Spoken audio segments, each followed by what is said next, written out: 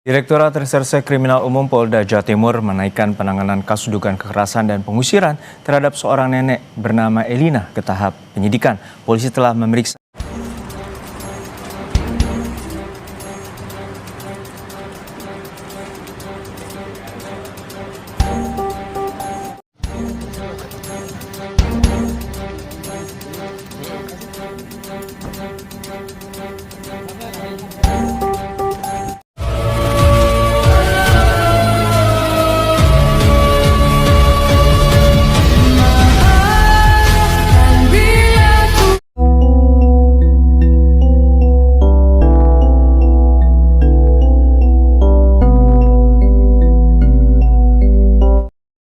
tolong bilang sama anak buahnya sampean suruh stop demo-demonya.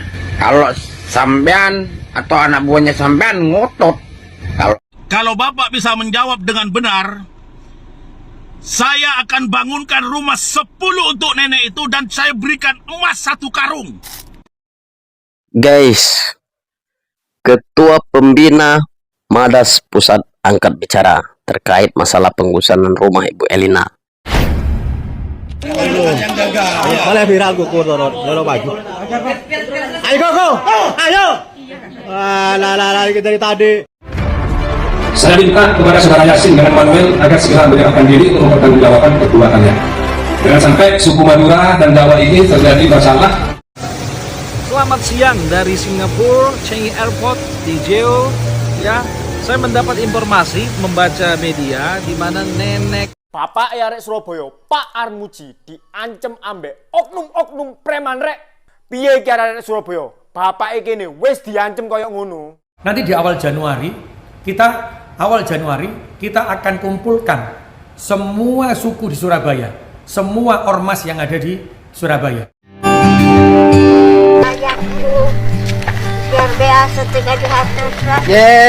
Nyar boleh kanggo naon? Aku badan lahar. Terima can mak. Namanya Kang Deddy Mulyadi, seorang pemimpin yang tak pernah menutup mata pada derita rakyatnya. Kali ini, langkah kakinya membawanya ke sebuah gubuk reot, rumah seorang nenek tua yang telah hidup sebatang kara.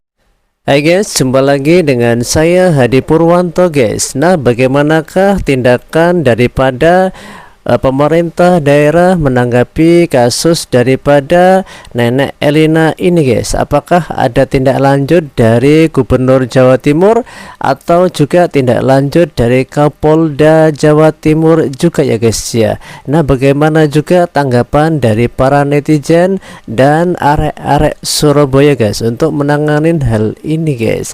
Langsung saja guys kita saksikan guys. Let's go guys. Direktorat Reserse Kriminal Umum Polda Jawa Timur menaikkan penanganan kasus dugaan kekerasan dan pengusiran terhadap seorang nenek bernama Elina ke tahap penyidikan. Polisi telah memeriksa 6 saksi termasuk nenek Elina serta sejumlah pihak yang berada di lokasi. Penyidik meminta dan menyita 1 unit mobil pickup yang diduga menggunakan untuk mengangkut barang milik nenek Elina saat pengusiran terjadi. Penyidik juga memeriksa nenek Elina bersama 3 saksi lainnya terkait laporan dugaan kekerasan secara bersama. Sebagaimana diatur dalam pasal 170 KUHP.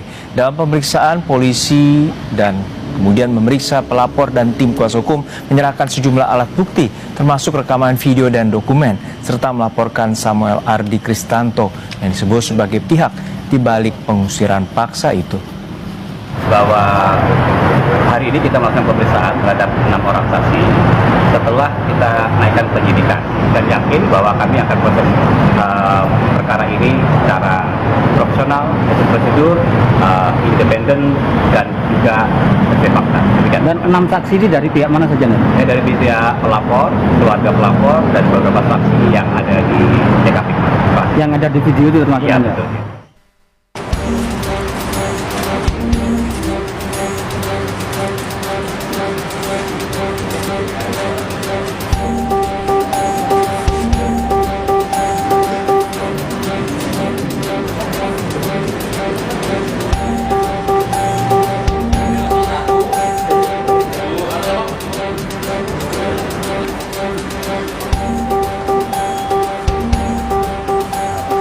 yang diperiksa 4 orang.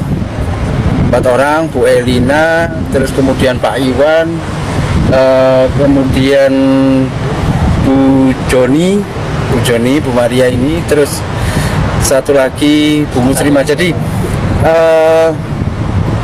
apa itu namanya, penghuni rumah tersebut. Kalau Bu Joni ini kan kebetulan kerabatnya Bu Elina. Mas, pemeriksaan artinya seputar kejadian kemarin yang viral itu, Mas ya? Benar. Yasin itu dari rombongan apa itu, pakai baju merah, bilang dari apa? Tulisannya itu loh. Tulisannya itu apa, Bu? Apa namanya? Madas. Ya, tulisannya namanya Madas. Madas apa, Bu? Madas Maliki. Malika. Madas Malika. Ya, nah, itu yang nyuruh ngangkat saya untuk keluar. Untuk keluar, nggak boleh masuk ke dalam. Saya terus disuruh diangkat orang 4, kaki 2, tangan 2. Dan saya lawan.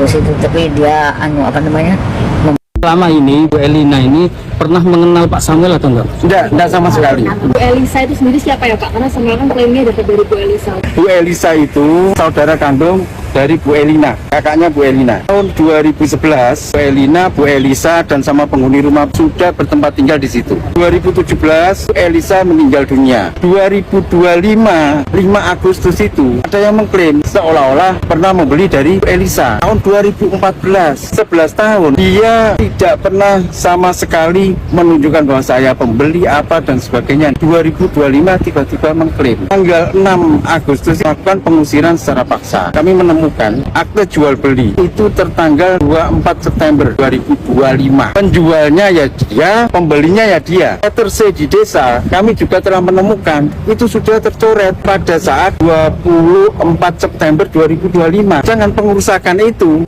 nama Agustus. Sebelumnya kan atas nama Elisa. Seharusnya pencoretan itu mengajak ahli waris, karena kita sama sekali tidak pernah menjual, baik Bu Elisa sama Bu Elina maupun ahli waris lainnya tidak pernah menjual sama sekali. Jadi di situ sudah jelas sekali kasusnya, guys ya. Yang di sini yang sangat terlibat kasus premanisme atau bisa dibilang teroris juga, guys, bisa, guys, karena tindakan yang tidak manusiawi yang sangat dikecam juga, nggak hanya netizen Surabaya tapi seluruh Indonesia. Ya, si Samuel ini, guys, dia ini perilakunya sudah tidak bisa ditolerir, guys ya.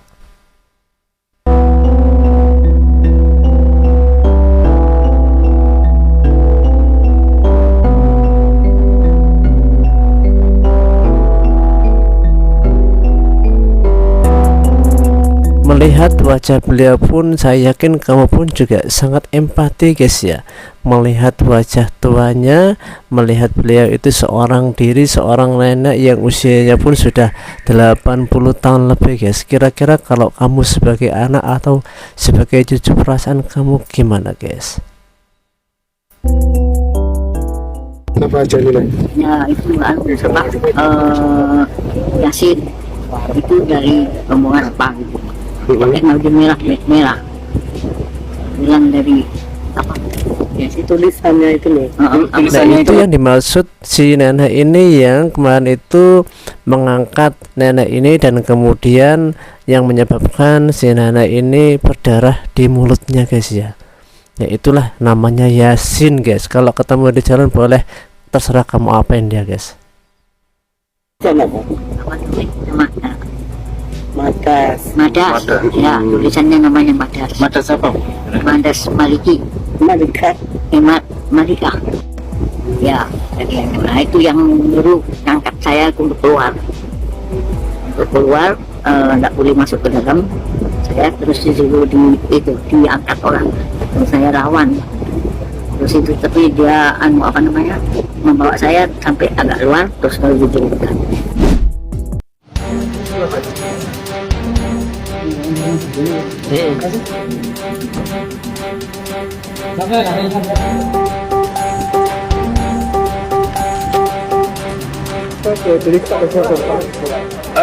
Dari satu orang yang sakit. Nah ini, guys, ini bukti akte palsu, guys ya, yang dimiliki Samuel tadi itu, guys.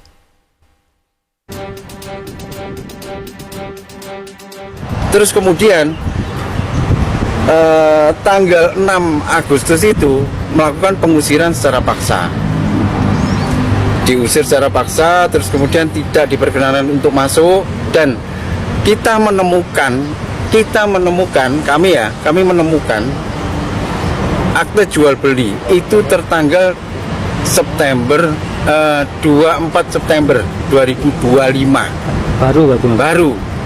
Penjualnya ya dia, pembelinya ya dia. Artinya bunyinya penjual Samuel, pembeli Samuel. Benar. Seperti itu. Itu rumah aslinya atas nama siapa, Pak? Atas nama Elisa Irawati. Nah, iya. Itu atas nama keluarga ya, bukan nama orang tua mereka, bukan? Bukan. Pribadi ya. Pribadi. Jadi letter C di desa kami juga telah menemukan itu sudah tercoret pada saat 24 September 2025. Nah, sebelumnya kan atas nama Elisa, seharusnya pencoretan itu mengajak ahli waris untuk ke sana, karena kita sama sekali tidak pernah menjual, baik Bu Elisa sama Bu Elina maupun ahli waris lainnya tidak pernah menjual sama sekali. Ya kita baru kenal ya baru kali itu. Berarti perubahan letter C itu perubahan namanya 2025 Mas? 2025 24 September. Drama sengketa lahan yang berujung pengusiran paksa Nenek Elina di Surabaya memasuki babak baru. Samuel Ardi Kristanto, pria yang disebut sebagai aktor utama perobohan rumah, diamankan polisi. Senin siang, Samuel tiba di Mapolda Jatim dengan tangan terborgol kabel ties. Mengenakan kaos hijau tua, ia hanya tertunduk dan bungkam saat dicecar pertanyaan awak media mengenai aksi nekatnya. Di Treskrimum Polda Jatim menegaskan kasus ini telah naik ke tahap penyidikan. Polisi menjerat Samuel dengan pasal 170 KUHP tentang pengerusakan dan telah memeriksa 6 orang saksi demi memastikan kasus berjalan profesional. Sebelum ditangkap, Samuel sempat berdalih memiliki sertifikat sah sejak 2014. Dari laporan surya.co.id sebelumnya, ia mengaku merobohkan rumah tanpa jalur pengadilan karena menganggap proses hukum memakan biaya mahal dan waktu yang lama. Meski kuasa hukumnya menyatakan siap adu bukti kepemilikan, Samuel kini mempertanggungjawabkan aksi main hakim sendirinya. Demikian laporan terkini dari surya.co.id. Akhirnya Samuel direkrut oleh kepolisian, guys ya. Tertangkap juga akhirnya dia itu, guys.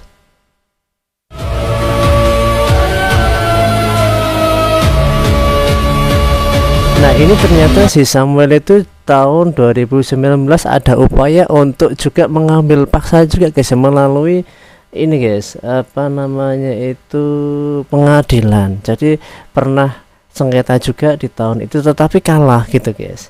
Tapi dia terus berusaha bagaimana mendapatkan tanah si nenek tadi itu, guys.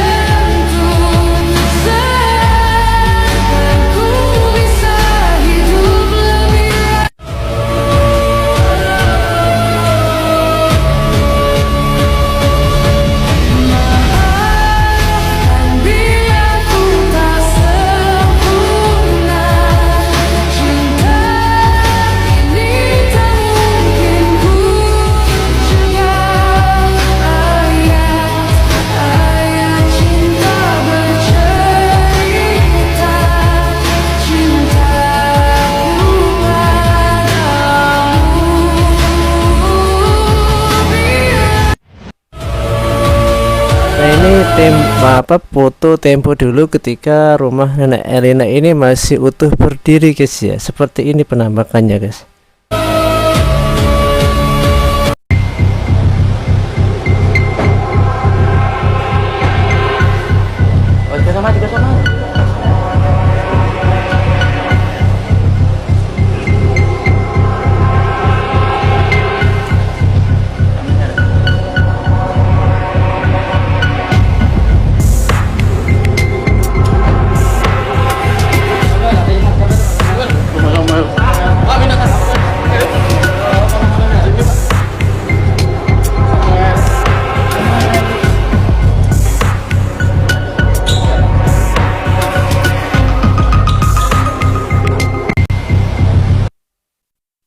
bilang sama anak buahnya Nah, sampean. ini ada juga kasus yang unik juga, guys. Nah, ini Madas ini kan kemarin organisasi yang merobohkan rumahnya Nenek Elina ini, guys. Nah, kemudian salah satu dari kepala ormas ini malah mengecam Cak ini, guys, apa namanya, wali kota Surabaya, guys. Bagaimanakah kecamannya, guys?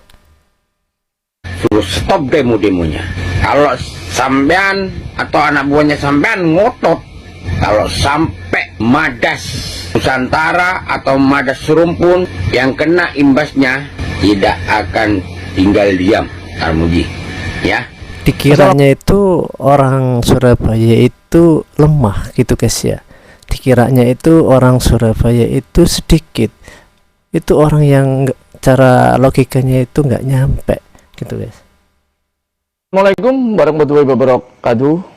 Saya ingin memberikan suatu penjelasan kepada Bapak yang telah memposting video di TikTok bahwa telah mengatakan orang yang di samping saya itu adalah anak buah saya pada saat saya kunjungan dan sidak di wilayah tempat Nenek Eliana. Sekali lagi, yang di sebelah saya itu bukan anak buah saya. Kalau nggak salah sebut, itu adalah wartawan media sosial.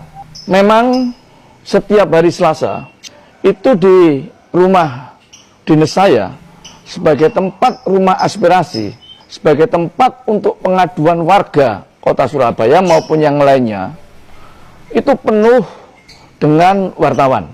Ada Tribun, ada Memo, ada Kompas, ada Diswe dan lainnya, termasuk media online dan media sosial, wartawan-wartawan di sana. Bukan setiap Selasa mereka hadir, tapi kadang-kala mereka hadir mengikuti keluhan warga yang disampaikan ke saya. Masa kalau ada orang mau meliput kegiatan saya, tidak diperbolehkan. Karena rumah aspirasi ini adalah boleh untuk siapa saja. Begitu juga pada saat saya melakukan sidak lapangan, saya pun tidak pernah mengajak mereka. Mereka datang dengan sendirinya, mempunyai inisiatif mengikuti sidak saya. Ya tentunya saya tidak boleh melarang dong, karena mereka kan juga ingin mendapatkan liputan. Terus ada orang misalkan foto sama saya, kesoting di pinggir saya, diasumsikan, digebyah-uyah bahwa itu anak buah saya, itu salah kaprah. Ya tolong dipahami secara baik bahwa bukan anak buah saya 1000%. Sampean jelas mengerti, clear masalah ini, biar nggak dibolok-bolokkan. Saya juga tidak menyalahkan, tapi saya bilangnya oknum. Karena kasusnya Nenek Eliana ini sudah ditangani secara hukum oleh Polda Jawa Timur. Harapan saya semua tetap kondusif, semua menjaga ketertiban, dan yang pasti hukum akan berjalan dengan baik, secara transparan. Samuel, sebenarnya kalian orang yang paling bertanggung jawab dalam hal ini. Sekali lagi, itu bukan sanak, bukan kadang, bukan saudara, bukan anak buah saya. Ya, bukan anak buah saya. Sekali lagi, biar sampean jelas mengerti, clear masalah ini, biar nggak dibolok-bolokkan. Karena sudah ditangani sama Polda Jawa Timur. Itu keterangan saya, Pak, ya, supaya Bapak juga jelas mendapat penjelasan dari saya ini. Terima kasih, sekian. Wassalamualaikum warahmatullahi wabarakatuh. Kalau Bapak bisa menjawab dengan benar, saya akan bangunkan rumah 10 untuk nenek itu, dan Ini saya apa lagi ini, guys? Ada juga ini, guys. Pokoknya itu pikirannya itu seperti orang nggak waras gitu loh, guys, ya. berikan emas 1 karung. Assalamualaikum warahmatullahi wabarakatuh. Saya Ketua Pembina Madas DPP Pusat menyampaikan dan mengucapkan selamat kepada Bapak Armuji, Wakil Wali Kota Surabaya yang saat ini terpilih menjadi Ketua DPC PDI Perjuangan Jawa Timur. Kota Surabaya. DPC Kota Surabaya PDI Perjuangan. Sekaligus di kepemimpinan Bapak Armuji selaku Ketua DPC PDI Perjuangan Kota Surabaya, kami menyampaikan sedikit kritikan dan masukan kepada tokoh senior PDIP Bapak Armuji selaku Wakil Wali Kota Surabaya. Pertama yang kami sentil adalah dalam setiap penanganan kasus di Kota Surabaya yang dipimpin oleh Bapak Armuji selaku Wakil Wali Kota Surabaya, kami menganggapnya itu sebagai tindakan-tindakan yang semi premanisme. Kenapa? Karena tindakan itu bagi kami tidak mendidik. Dari semua yang saya perhatikan, kami menyimak, ini kritikan buat Bapak Armuji.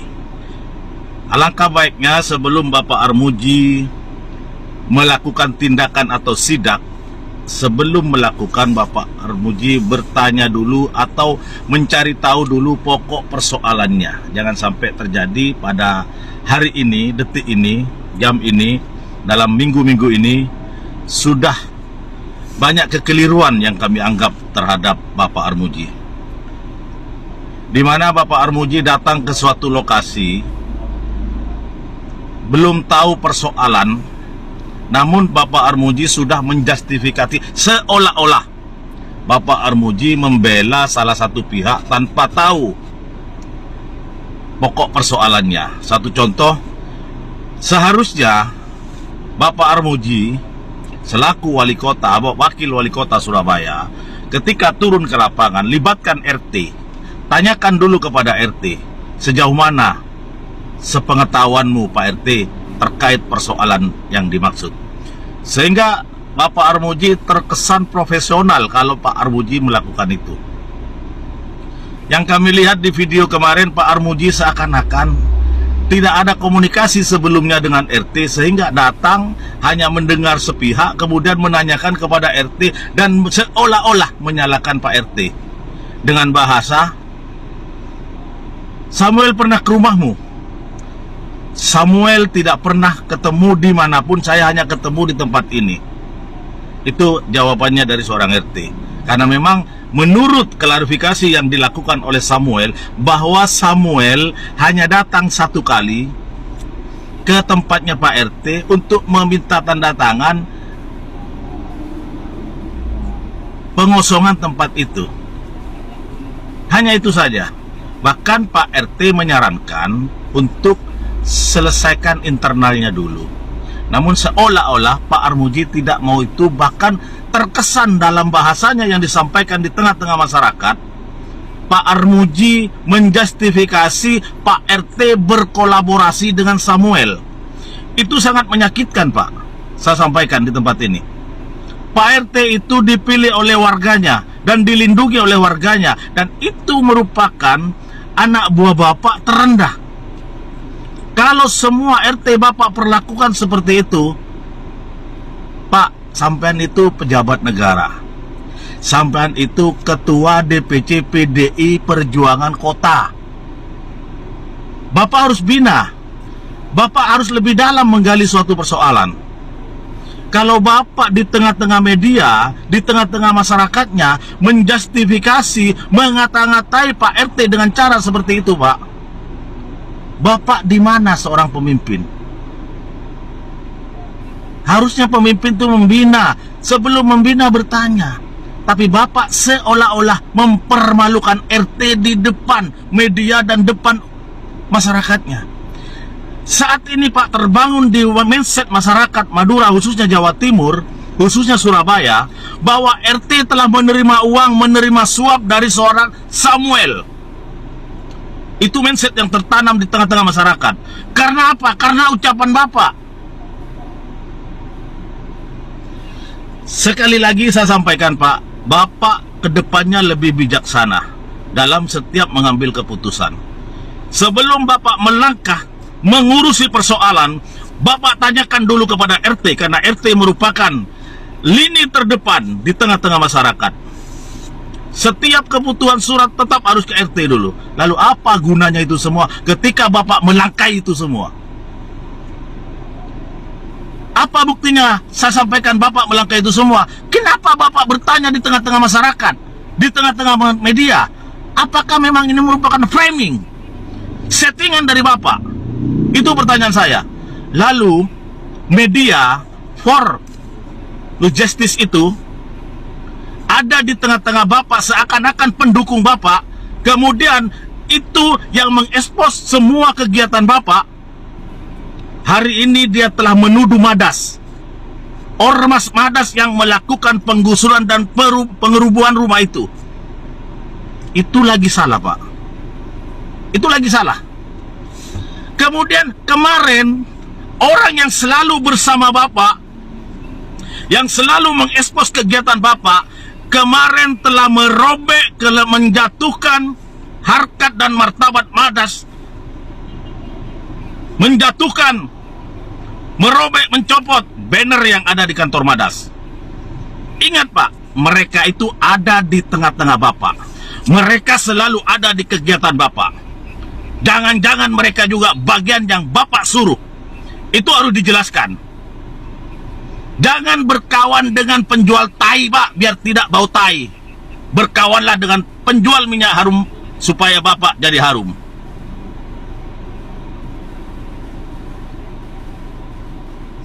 Bapak seakan-akan mengkoordinir kejadian ini semua. Saya sampaikan seakan-akan.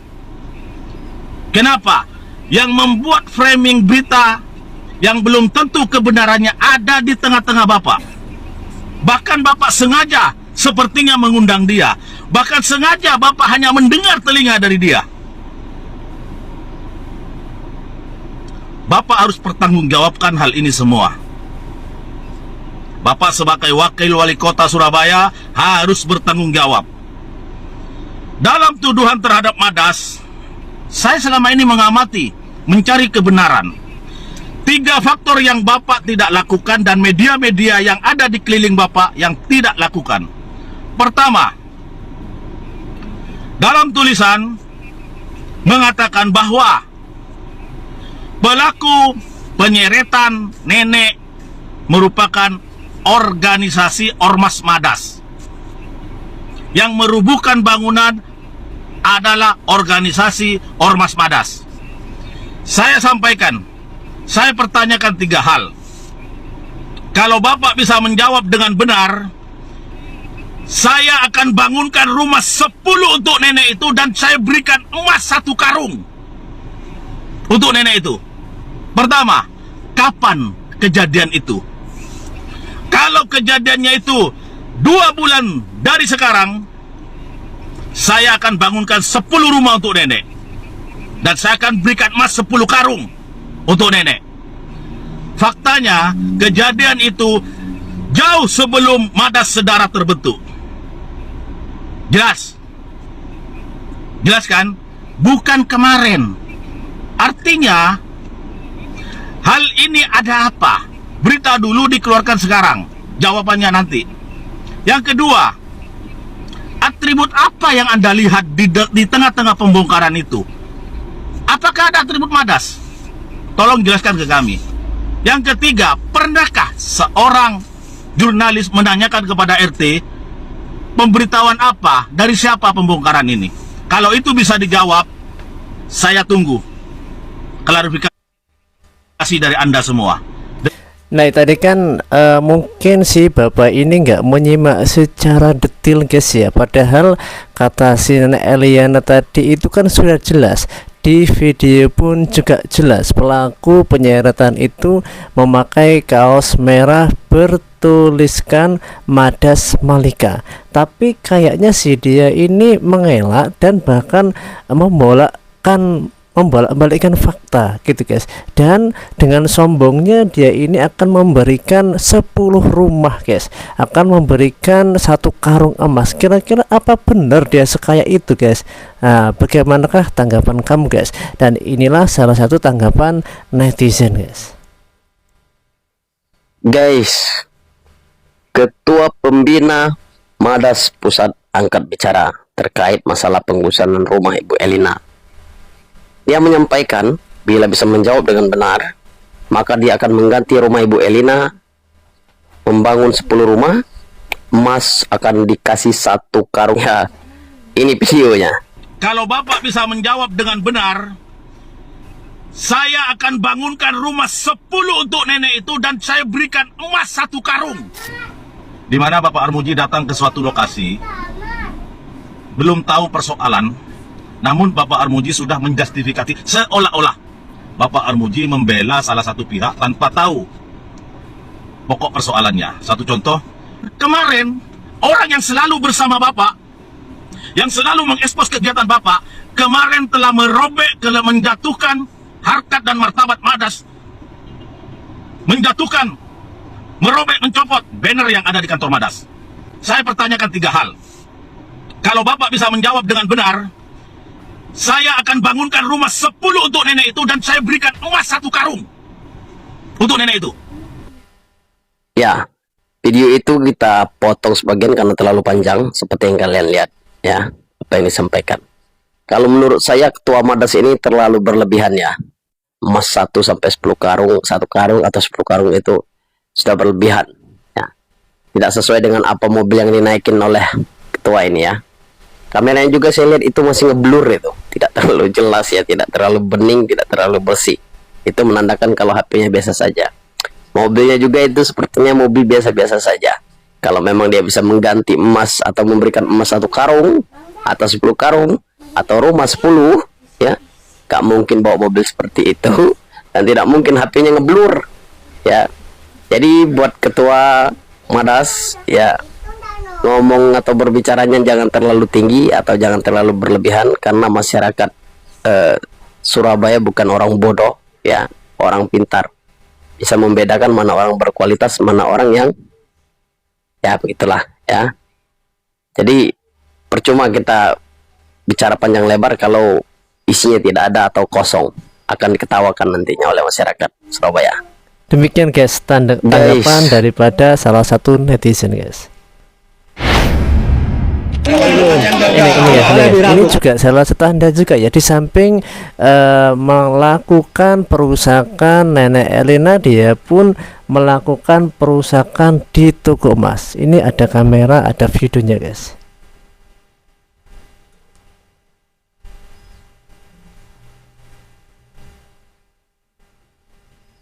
Dorong baju. Ayo go. Ayo. Lah kita dari tadi. Barang coy bu. Ayo. Mau takut enggak? Yuk, sayangku. Anak-anak aduh.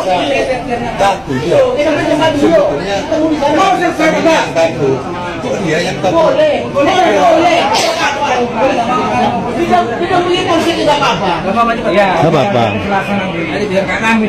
Tapi Pak sampai jamin ini pokoknya sih ya. Iya. Sama saya. Saya mau lagi sampai ya. Telepon polseknya. Itu pas kabur. Polsek telepon. Enggak apa-apa. Lah. Atau saya telepon polseknya. Saya minta kepada saudara Yasin dengan Manuel agar segera menyerahkan diri untuk mempertanggungjawabkan perbuatannya. Nah ini dari tokoh Madura guys.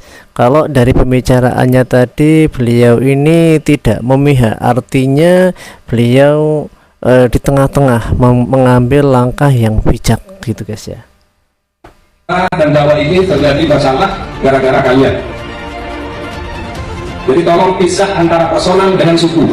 Kami tidak akan berinteraksi ketika yang diserang itu hanya Madas, organisasi manapun. Monggo silakan, jika ada kesalahan diproses secara hukum, jangan bawa-bawa hukum. Mungkin itu yang bisa saya sampaikan. Dan untuk closing statement, saya minta dengan sangat kepada seluruh ormas yang mengatasnamakan Madura, di pundak kalian ada tanggung jawab yang sangat besar, yaitu menjaga nama baik Madura, apalagi yang mengatakan Madura asli. Jika kalian merasa Madura asli, tentu kalian punya tanggung jawab besar. Masyarakat Madura tidak identik dengan arogan, tapi masyarakat Madura tidak akan tinggal diam ketika harga dirinya dijajah.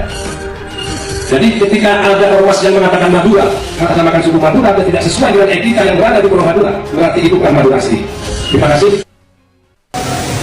Selamat Nah, siang. tadi tanggapan dari tokoh Madura guys ya. Beliau tidak mendukung langkah ormas yang mengatasnamakan sebagai Madura guys. Kalau tingkah lakunya itu nggak sesuai dengan jalur hukum, maka dia pun harus diproses guys.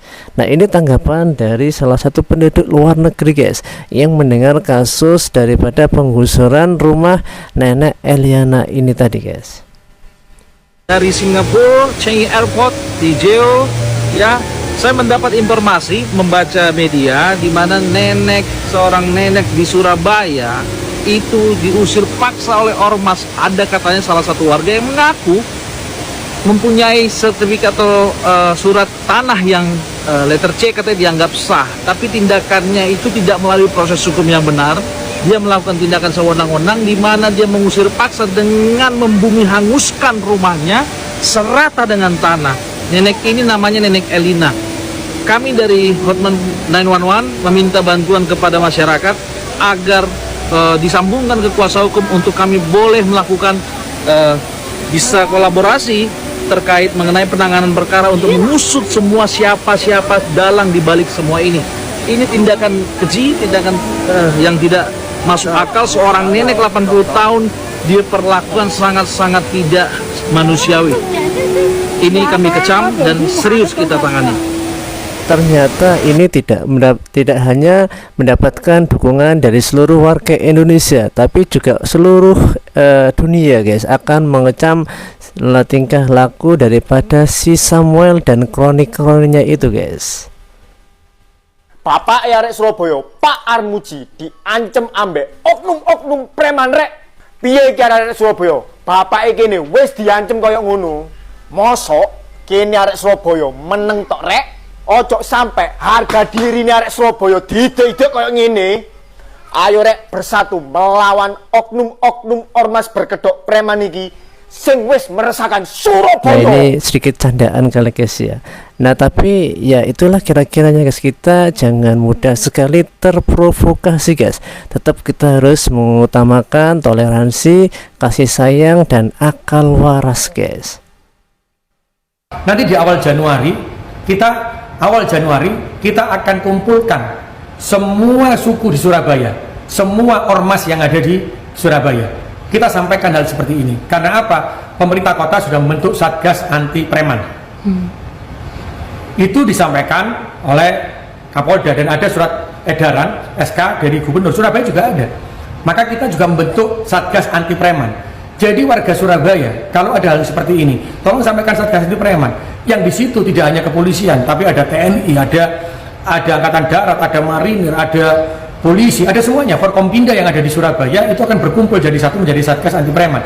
Jadi tidak ada lagi hal seperti ini karena kita negara hukum. Kalau ada yang seperti kejadian seperti ini, tolong sampaikan di Satgas Anti Preman. Maka akan diselesaikan. Pak Kapolres punya komitmen itu, Forkompinda punya komitmen itu. Maka negara ini berdasarkan hukum. Kalau ada yang berbuat itu, ya kita selesaikan secara hukum. Janganlah dibuat kacau Surabaya. Setelah Surabaya kacau, ditunggangi lagi dengan yang lainnya. Akhirnya ada kegiatan yang berbenturan. Nah, ini yang harus kita jaga, kondusivitas Kota Surabaya. Dan saya yakin orang Surabaya itu cinta sama Surabaya. Nanti di awal. Nah, jadi ternyata sudah terrealisasikan guys ya. Gubernur Jawa Timur, Wali Kota Jawa Timur Surabaya akhirnya membentuk Satgas untuk penanganan premanisme ini guys. Langkah-langkah Kang Deddy Mulyadi ternyata nyampe juga di Gubernur Jawa Timur guys. Gubernur akhirnya sama juga satu misi dengan Jawa Barat, yaitu menghilangkan premanisme guys ya. Nah ada sebuah cerita guys. Kalau tadi itu kita menyaksikan ketidakadilan atas seorang nenek yang berusia 80 tahun guys ya. Nah, kali ini justru Kang Deddy Mulyadi sangat menghormati, sangat menyayangi usia nenek yang usianya sudah tua renta guys. Bagaimanakah sikap dari Kang Deddy ini ketika beliau ini menjumpai seorang nenek yang sangat lemah yang membutuhkan sesuap nasi guys. Mari kita lihat guys.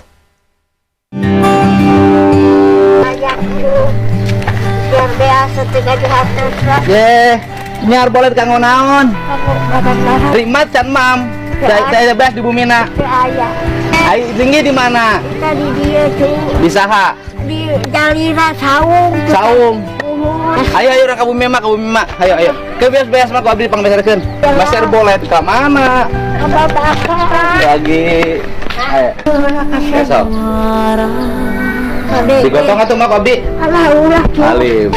Cari keula. Cari keula. Cari keula. Aduh. Ya, mangga we cari keula. Mana? Oh. Alah. Ieu teh nyanak naon? Karung tuh. Oh, beli. Katela. 5.000 rupiah. Saya cucu. Kapan mana capek? Mau Yuswa atau sabaraha? 100 lah. Aku mau hayam batu. Tong hayam mak. Yang ingin ngurus sorangan tong hayam batu. Ada tinggal. Ya kita abdi disiapkan.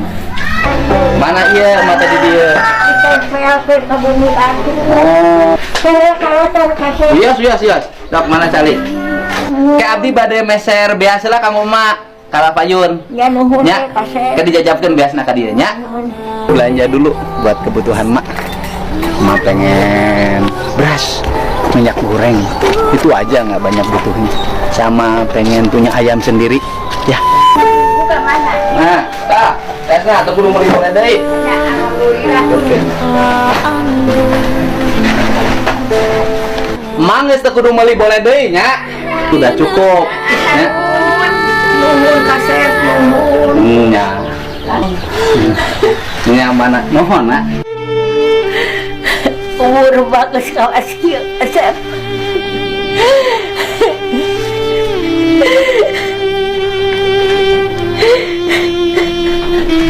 Mana kabar?